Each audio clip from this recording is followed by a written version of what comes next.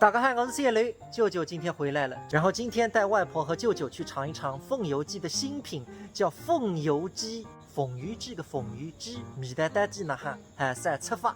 我们开过来快，已经到了，因为舅舅他们相城区过来远一点，我们先去取号。果然不出我所料，凤油鸡肯定要排队的。姐姐啊，我不啊，来，我不，你先去收拾，先去收拾。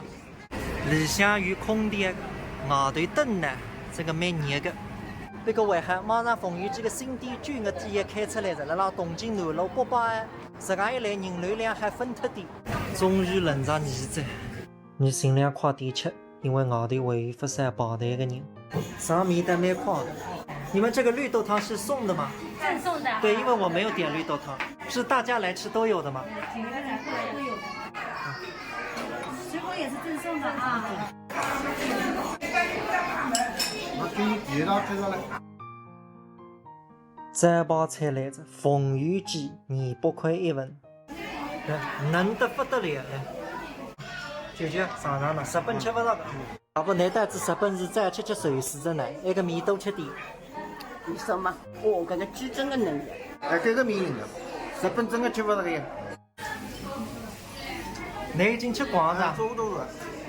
来，那个是凤鱼鸡的果蔬红茶，那个不搞我，那个不娘牛，不好意思。啊，我身体健康啊。谢，这么多伤心了。谢。我们那个茶叶现在凤鱼鸡毛得蛮嗨，那个600块一样的了，但是竞争很多来，面子大。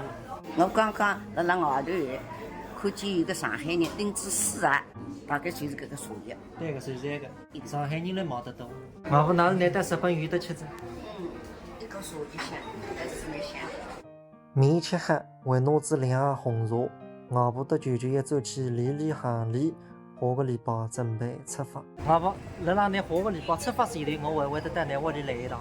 我吹个一下半日，6个钟头，你差个50段，我先落了浪。我一个礼拜发2段嘛，我还发个纪念来。